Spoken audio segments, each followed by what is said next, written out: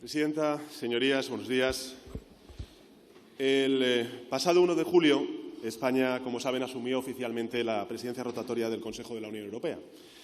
Y ese día me desplacé a la capital de Ucrania, Kiev, y tuve el honor, el privilegio de poder dirigirme a los miembros de la Rada del Parlamento ucraniano, representantes de un pueblo que, como saben ustedes, lleva 660 días luchando por su libertad.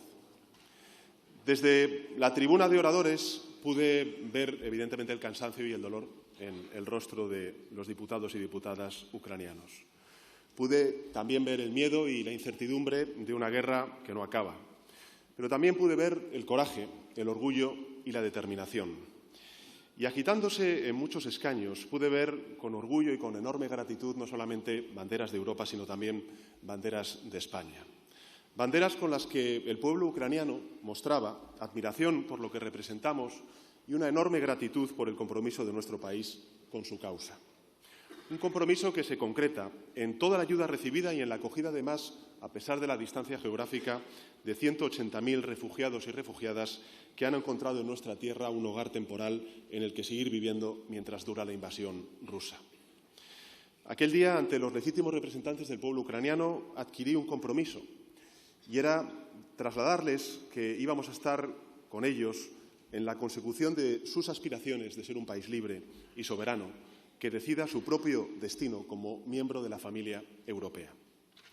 Digo todo esto porque la semana pasada, en el Consejo Europeo, se cumplió ese compromiso y acordamos iniciar las negociaciones para la adhesión de Ucrania y de Moldavia a la Unión Europea.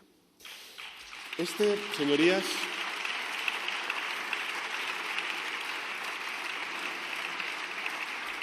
es un hito histórico y creo que además un país como el nuestro, que ingresó en la década de los 80 del siglo pasado en la Unión Europea con la ampliación hacia la península ibérica, España y también Portugal, pues, en fin, son las casualidades de la historia que te hacen o que nos hacen poder disfrutar de ostentar la presidencia rotatoria del Consejo Europeo para lograr esa ampliación. Un hálito de esperanza también para el pueblo ucraniano, como me trasladó el propio presidente Zelensky la semana pasada, pidiendo que transmitiese su agradecimiento al conjunto de la sociedad española, que es lo que estoy haciendo ante ustedes. Pero también es un momento importante para nosotros y para nosotras, porque la entrada de nuevos Estados miembros en la Unión Europea no solamente va a ampliar la Unión hacia el sur y hacia el este, como podría pensarse simplemente mirando el mapa, pero también nos va a hacer más grandes por dentro, porque nos va a ayudar a traer más seguridad, más empleos, más prosperidad a cualquiera de los territorios de nuestro país, y con la futura ampliación Europa crecerá por sus fronteras, pero también se va a hacer más grande en todos y cada uno de sus rincones.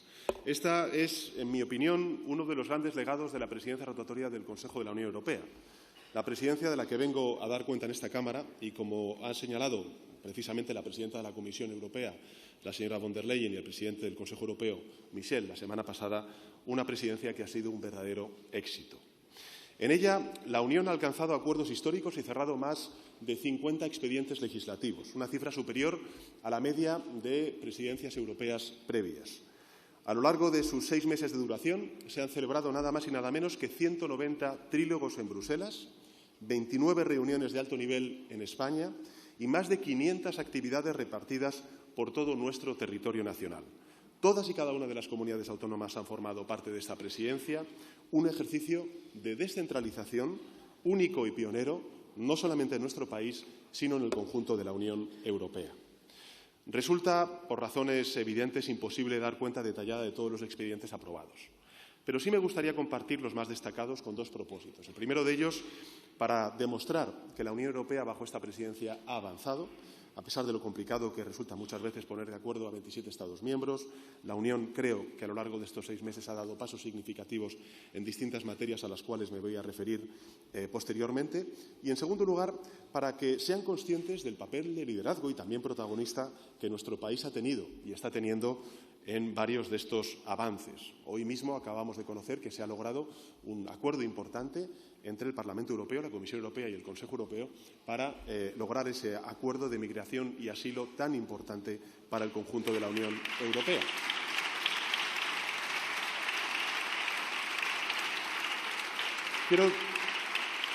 Manifestarles, por tanto, que queda lejos ese país apocopado y acomplejado que miraba a sus vecinos europeos con una mezcla de admiración y complejo de inferioridad.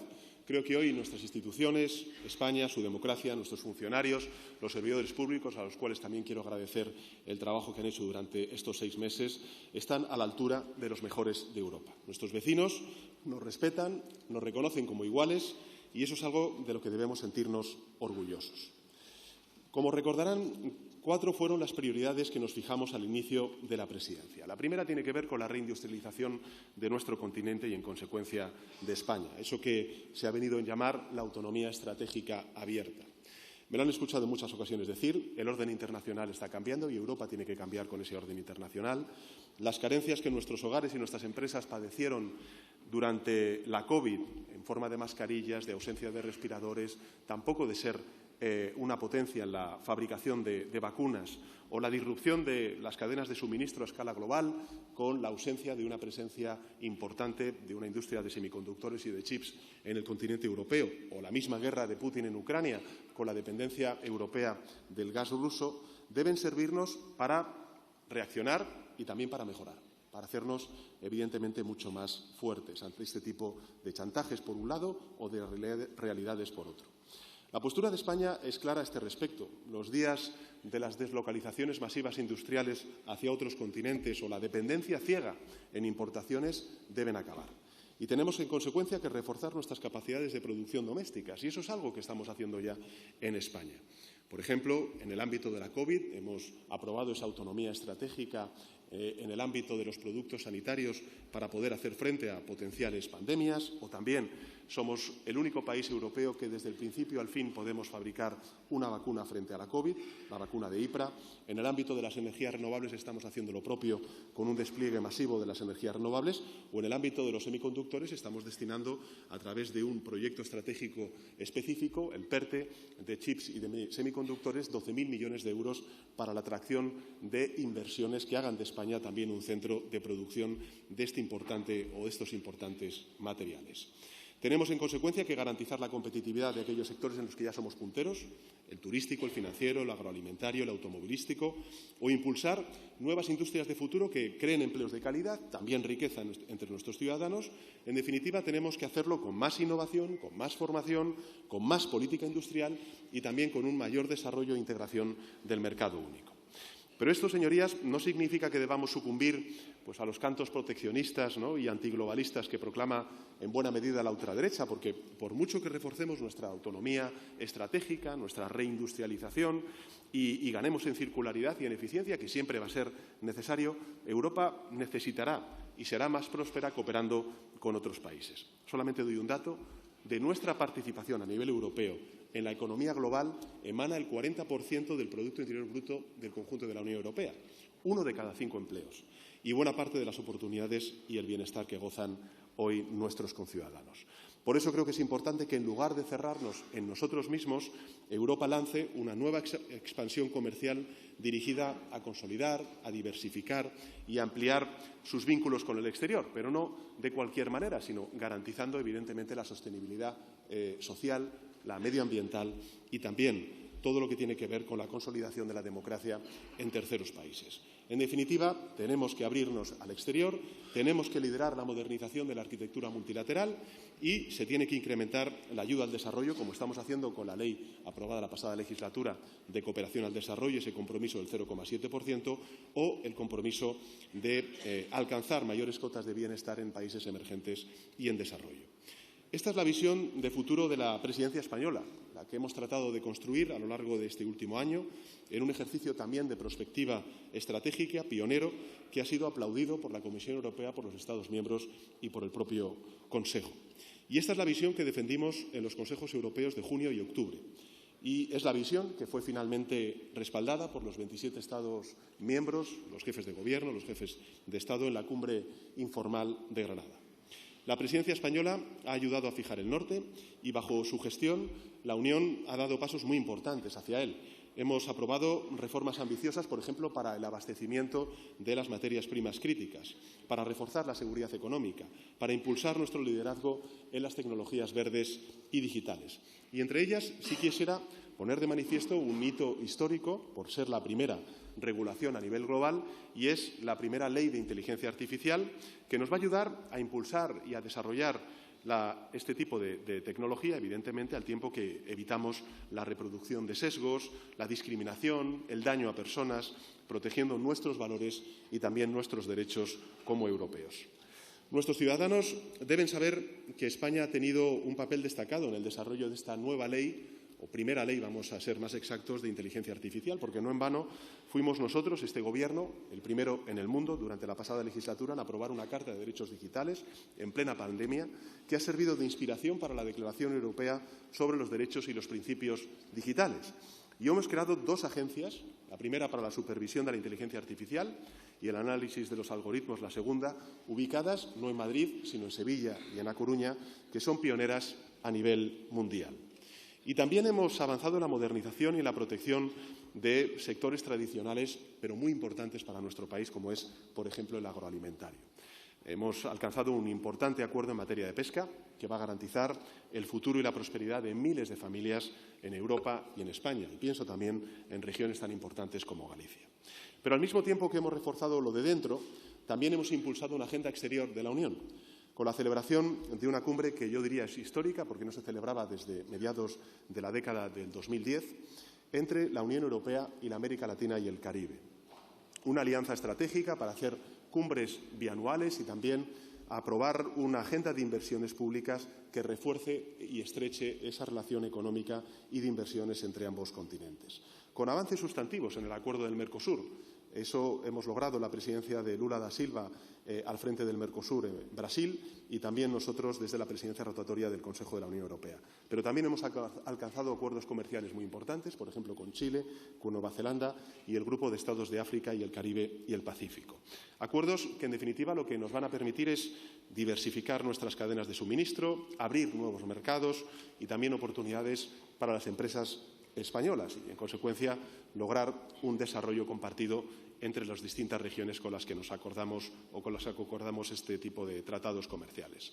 Nosotros creemos en la apertura, pero defendemos que esa apertura tiene que ser una apertura sostenible desde el punto de vista medioambiental y social. Defendemos la economía global y lo hacemos porque la evidencia empírica, si nos enseña algo, es que la apertura crea más empleos de los que se lleva, permite nuevas empresas.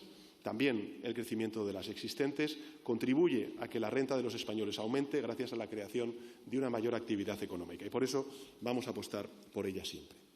Junto con la reindustrialización del continente europeo, la segunda prioridad de nuestra presidencia fue la de avanzar hacia la transición ecológica y la adaptación medioambiental a esta emergencia climática ya existente. Por una cuestión, además, lo hacemos de pura supervivencia y de justicia intergeneracional, porque tenemos que pensar en las generaciones de nuestros hijos y nuestras hijas que merecen heredar un planeta sano. Pero también porque estamos convencidos de que este tipo de desafíos, si los afrontamos de manera anticipada y desde una perspectiva de inclusión territorial y social, pues encierra grandes oportunidades para nuestro país. La oportunidad de crear nuevas industrias o también, como distintos informes de las instituciones comunitarias nos recuerdan, crecer en un punto adicional del Producto Interior Bruto cada año y crear más de 1 millón de nuevos empleos solo en esta década. La oportunidad, en consecuencia, señorías, también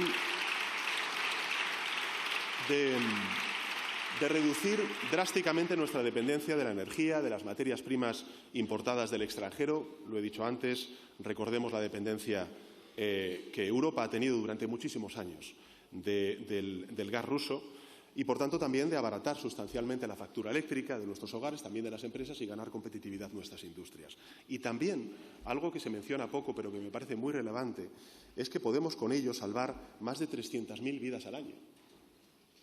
300.000 vidas que se pierden prematuramente como consecuencia de la contaminación del aire o de los eventos climáticos extremos.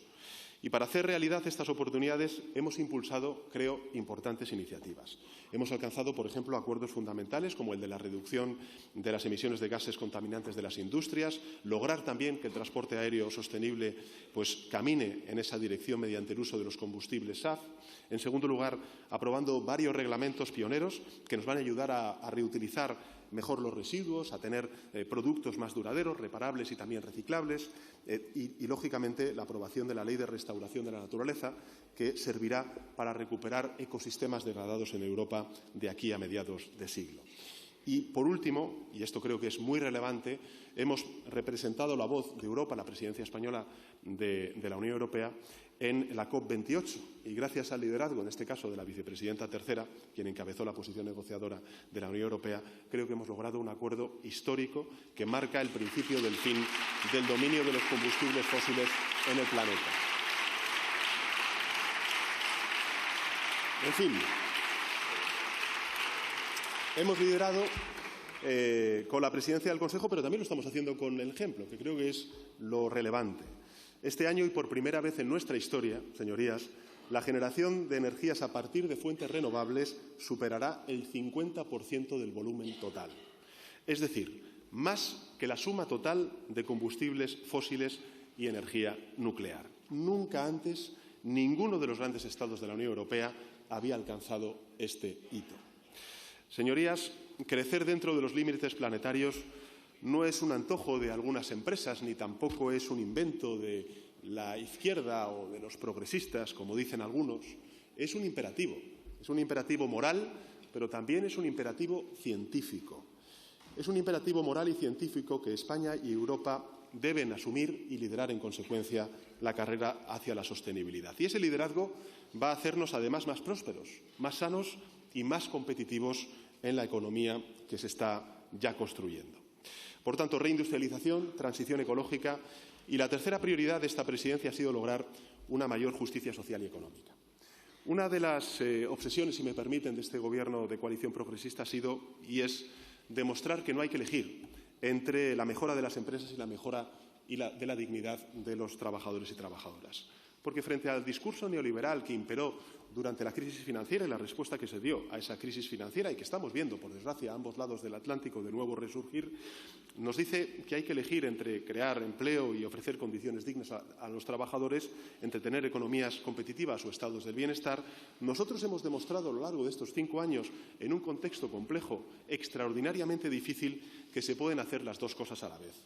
En la pasada legislatura, como les he dicho, logramos aumentar el salario a 1 de cada 4 trabajadores y aprobamos una reforma laboral puntera que ha devuelto derechos y poder de negociación a millones de personas, sean empresarios o sean trabajadores y sus representantes sindicales. Y, al mismo tiempo, impulsamos la creación de empresas y el desarrollo de sectores de futuro y logramos crear 2 millones de nuevos empleos, alcanzando así la mejor cifra de la historia. En este último año, señorías, más de medio millón de empleos se han creado en nuestro país. En definitiva, creo que algo de lo que nos tenemos que felicitar, sobre todo cuando vemos ese aporte histórico del empleo femenino al mercado laboral. Durante la presidencia, ¿qué es lo que hemos hecho? Bueno, pues hemos tratado de impulsar esa misma visión para el conjunto de la Unión, tal y como quedó de manifiesto en la cumbre social tripartita que celebramos en la capital de Bélgica, en Bruselas, el pasado mes de octubre. Se aprobaron varias medidas para reforzar los derechos de los consumidores, mejorar las condiciones laborales de millones de trabajadores y ojalá, como está trabajando la vicepresidenta segunda, podamos lograr ese acuerdo para los trabajadores de las plataformas digitales. Y también hemos cosechado avances importantes desde el punto de vista del pilar social, llegando a un acuerdo a nivel de Consejo para poner en marcha una tarjeta de discapacidad europea para combatir la violencia contra las mujeres y también la trata de seres humanos y ampliar los derechos de otros colectivos vulnerables. Y hemos logrado algo que parecía impensable a lo largo de estos 2 últimos años, sobre todo por las diferencias que había entre los distintos Estados en relación con la respuesta a dar. Pero hemos logrado una reforma que yo calificaría de histórica del mercado eléctrico. Una reforma que, además, señorías, creo que lleva, porque ha sido objeto de muchísimo debate en esta tribuna durante la pasada legislatura, el sello y la firma de España y que nos va a permitir hacer 4 cosas fundamentales que creo que son de interés para los ciudadanos de nuestro país. En primer lugar, reducir la volatilidad del precio de la luz, algo que hemos sufrido, sobre todo los hogares de nuestro país, con particular incidencia desde el inicio de la guerra de Putin en Ucrania. En segundo lugar, aumentar la transparencia y, por tanto, que los ciudadanos sean conscientes de cuáles son los costes que están detrás de las facturas eléctricas. En tercer lugar, proteger a los consumidores frente a los abusos de algunas multinacionales energéticas. abrir la puerta a la intervención pública en los mercados cuando se declare una crisis energética, como la que hemos sufrido durante estos últimos años, y seguir impulsando las energías renovables. En definitiva, señorías, esta reforma del mercado eléctrico tiene una experiencia previa, que es la solución ibérica. Una innovación que logramos aprobar hace 20 meses en Bruselas, tras durísimas negociaciones con el resto de Estados miembros, también con los equipos de la Comisión Europea, y que ya ha permitido a los hogares españoles, señorías, ahorrar más de 5.100 millones de euros, reducir la factura eléctrica en un 27% solo el año pasado y consolidar una caída en el precio minorista de la electricidad del 30% entre el último semestre del año 2022 y el primero del año 2023. Por tanto, repito, hemos ahorrado más de 5.100 millones de euros, se ha reducido la factura eléctrica en un 27% solo el año pasado y se ha consolidado una caída del precio minorista, que era algo excepcional en nuestro país en comparación con en otros países, de la electricidad del 30% entre el último semestre del año 2022 y el primero del año 2023. Y quiero decir con esto que, gracias a ello, hoy el precio minorista de la electricidad en España está por debajo de la media europea, que es algo inédito. Siempre había estado entre los 5 más caros de Europa. Somos, en definitiva, señorías, y eso también explica el por qué estamos ganando competitividad y el porqué de mucha atracción de inversiones extranjeras directas para proyectos industriales, insisto, somos el país de Europa en el que el precio se ha reducido más. Y aún así, pues nuestras empresas energéticas han seguido creciendo. De hecho, han tenido beneficios récords en estos últimos años. Una muestra más de que es compatible hacer que la economía crezca mientras se mejoran las condiciones de vida de nuestros conciudadanos. En definitiva, señorías, la política energética, la política económica, la protección de rentas, ha hecho que nuestro país esté liderando el crecimiento del Producto Interior Bruto entre las principales economías europeas, tengamos una creación de empleo como la que estamos experimentando en nuestro país, también atraigamos inversiones y, en definitiva, contengamos los precios como los estamos conteniendo, aunque evidentemente todavía nos queda mucho por hacer. Por tanto, señorías, como ven, la Presidencia ha alcanzado importantes hitos en este sentido, de cara a nuestros conciudadanos, y ahora solo falta que culminemos la reforma de las reglas fiscales, de la gobernanza económica, que permita, en definitiva, que los Estados miembros podamos mantener unas cuentas públicas saneadas, al mismo tiempo que financiamos todas las políticas vinculadas con esa transición ecológica, con la transformación digital y, al mismo tiempo, que fortalecemos los servicios públicos y las prestaciones sociales que la ciudadanía exige y merece a sus gobiernos. Y, en fin, que cerremos la revisión del marco financiero plurianual. Tenemos un consenso a 26, saben ustedes que somos 27 Estados miembros. En definitiva, no pudimos culminarlo durante esta presidencia, pero estoy convencido de que lo vamos a hacer durante la presidencia belga. Una revisión, señorías, en todo caso, la revisión del marco financiero esencial para poder seguir apoyando a Ucrania y para abordar con fuerza los retos migratorios y tecnológicos que estamos sufriendo en estos últimos tiempos. En el Consejo Europeo de la semana pasada también se avanzó mucho en este ámbito. Como saben ustedes, Hungría ha sido el único país que se ha opuesto a culminar esta revisión y, insisto, espero que en las próximas semanas podamos culminar ese importante acuerdo. Como también esperamos que la economía europea siga transitando por esa doble vía de la competitividad y de la justicia social. Yo creo que es importante que dejemos atrás de una vez por todas los dogmas neoliberales y también, si me lo permiten, austericidas, que tanto daño hicieron en el pasado. Lo he dicho en muchas ocasiones, señorías. Durante la crisis financiera, la respuesta neoliberal se tardó 8 años en recuperar los niveles previos de PIB, 10 años en recuperar los niveles previos de empleo antes de la crisis financiera y, con una pandemia y con una guerra en el este de nuestro continente, hemos tardado 2 años en recuperar los niveles previos de PIB y 2 años en recuperar los niveles previos de empleo. Con lo cual, ahí está la diferencia en términos generacionales de equidad y de eficacia. Por tanto, que apostemos por un nuevo paradigma que creo que puede ser mayoritario en el sentido común del conjunto de la ciudadanía, que es preocuparnos por bajar el índice Gini, que es el índice que mide la desigualdad o la igualdad, tanto como por subir el Producto Interior Bruto. Por eso creo que es muy importante, señorías, creo que es un honor, que es un privilegio que nuestra vicepresidenta primera haya sido elegida la primera mujer presidenta del Banco Europeo de Inversiones.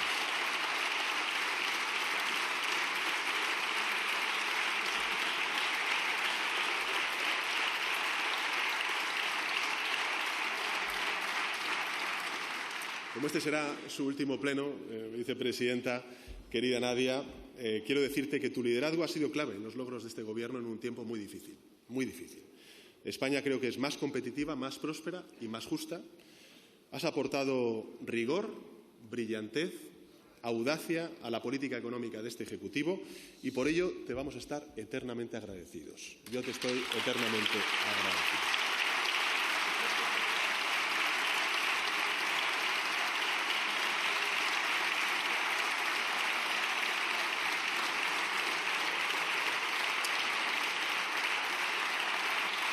Y quería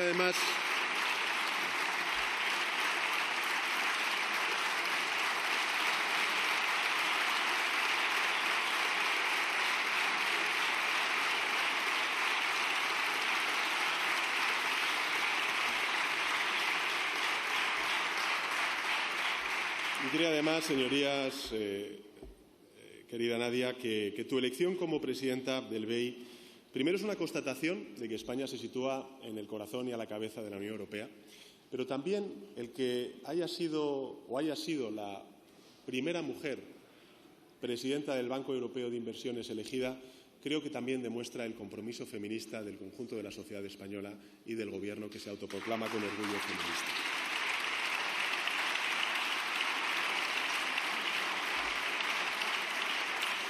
Así que muchas gracias, vicepresidenta primera. Y junto con la justicia social, señorías, la cuarta prioridad de la presidencia española ha sido reforzar la unidad de Europa. Porque tenemos enemigos, tanto dentro como fuera de nuestras fronteras. Y algunos están sentados en esta Cámara. Esos enemigos, señorías, se fotografían con Putin. Ponen unas banderas nacionales contra otras. Han hecho todo lo posible para dividirnos, usando a su favor las desgracias internacionales que se han producido durante estos últimos años. Y afortunadamente no lo han logrado. Al contrario, nos han cohesionado al conjunto de Estados miembros más y nos han hecho, en consecuencia, más fuertes. Salvo algunos partidos de la ultraderecha, señorías, fíjense que ya nadie habla de abandonar la Unión Europea. Ya nadie celebra el Brexit, ni lleva en su programa reproducirlo. Hemos comprendido algo muy importante y es que en este tiempo de gigantes, para prosperar, debemos estar más unidos, más integrados en el plano interior y más coordinados en la gestión de todos los asuntos de política exterior.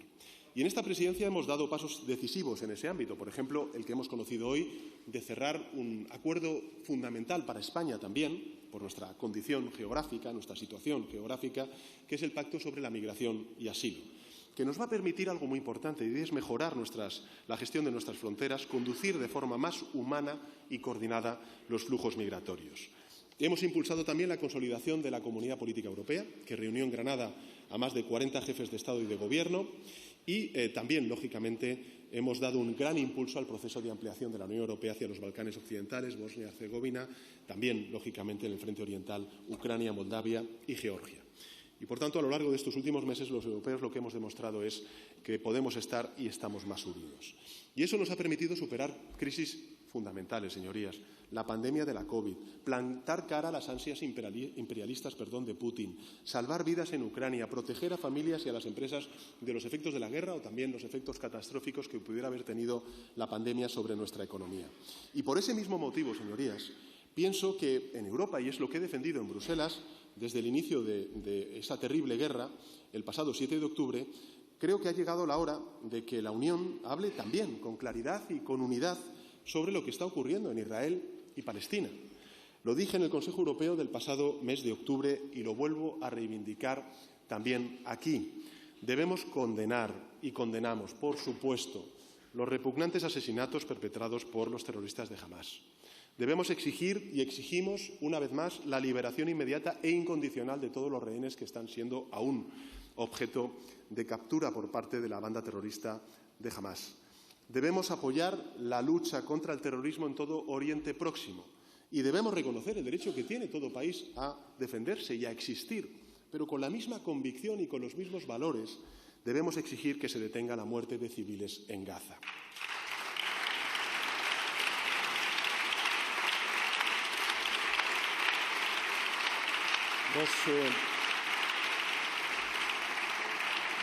Los bombardeos deben cesar inmediatamente. La ayuda humanitaria debe llegar con urgencia y en cantidad suficiente a la gente que está sufriendo hambre, frío y dolor. Europa debe exigir el cumplimiento del derecho internacional y, en especial, del derecho internacional humanitario. Esta es la posición que ha defendido el Gobierno de España desde el principio. Debe contribuir activamente a la búsqueda de una solución definitiva y también integral de este conflicto, proporcionando una perspectiva de paz seria, creíble, que dé contenido a la solución de los dos Estados.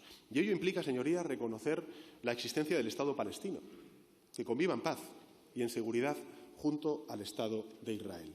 Y creo, señorías, que también en algún momento de la legislatura tendremos que abordar el reconocimiento del Estado palestino por parte de las Cortes Generales y del Gobierno de España.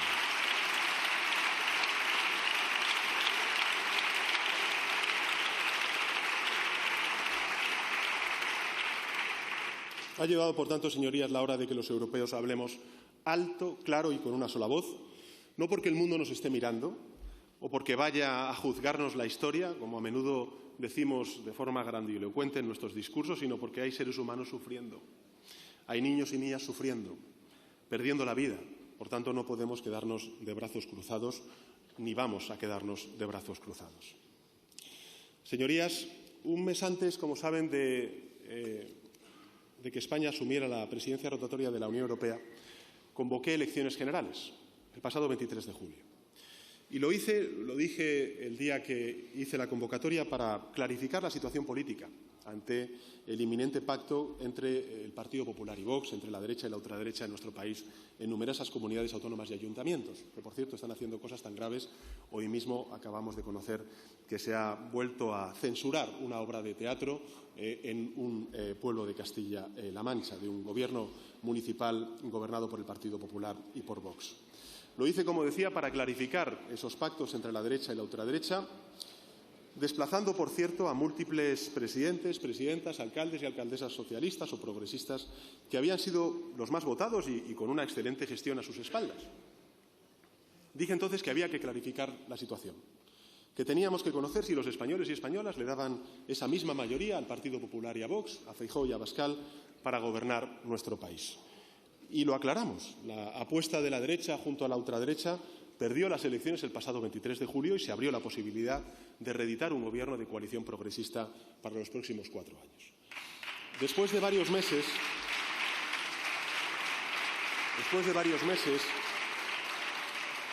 y de un intento fracasado del señor Feijóo para su investidura, hoy, afortunadamente, España cuenta con un nuevo gobierno. Las elecciones, en consecuencia, señorías, ya han pasado.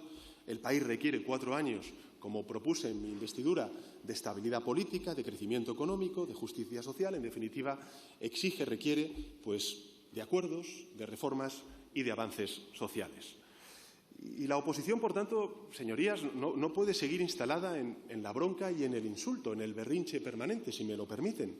Porque creo que las familias, las empresas, la economía de nuestro país lo que demandan de nosotros y de nosotras es una política útil que resuelva los problemas, que alcance en los aspectos que pueda acuerdos que son necesarios y que son positivos para el conjunto de nuestra ciudadanía. Esto es lo que nosotros hemos intentado hacer y creo que hemos hecho durante estos últimos 4 años. En la pasada legislatura hemos llegado a acordar, señorías, con los sindicatos y con la patronal 15 importantes acuerdos en momentos muy relevantes de la historia de nuestro país, como es, por ejemplo, la pandemia, ¿no? O también para hacer grandes reformas en el ámbito de las pensiones, reconstruyendo el Pacto de Toledo o la reforma laboral. Hemos acordado no solamente con los agentes sociales, hemos acordado también con las comunidades autónomas y con los ayuntamientos. 20 conferencias de presidentes. Las medidas para hacer frente a la pandemia fueron acordadas con ese término que acuñamos entre todos, que fue la cogobernanza.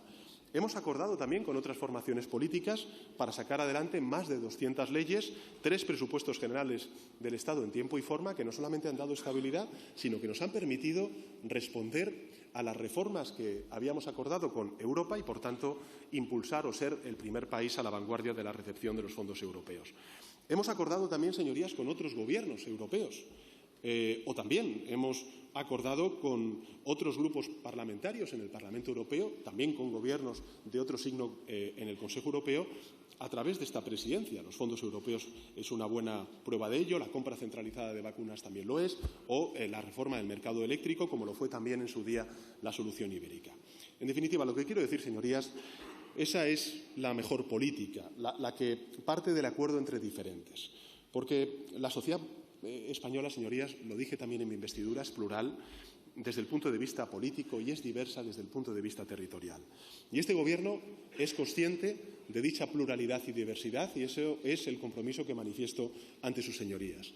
Sabemos que nadie tiene una mayoría suficiente para imponer sus postulados, es evidente, no hay más que conocer la composición de esta Cámara, porque es precisamente lo que han decidido los españoles y españolas el pasado 23 de julio con su voto, que no haya una mayoría suficiente para imponer los postulados de unos u otros.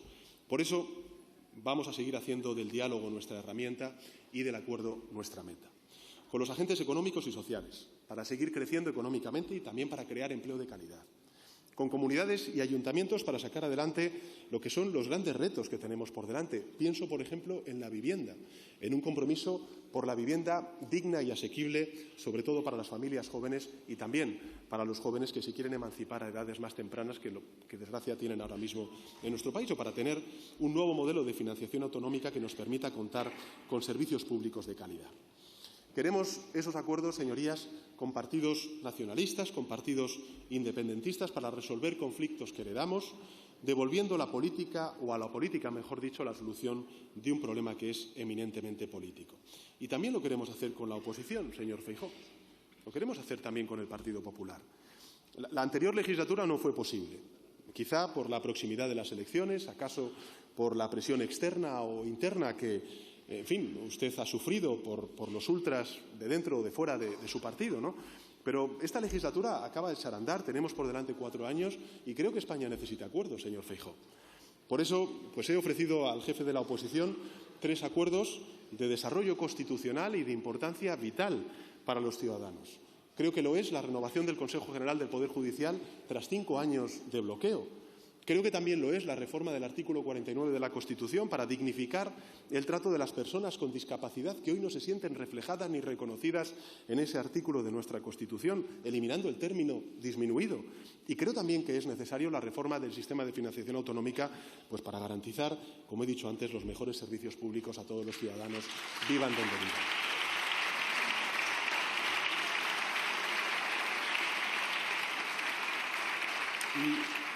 Y estos son los temas que plantea de entrada el Gobierno, señor Feijóo, pero, por supuesto, como le he expresado en varias ocasiones, cabe añadir todo lo que usted considere y desee. En otras palabras, diálogo cuando quiera, como quiera, sobre lo que quiera y donde quiera, pero diálogo y no berrinche.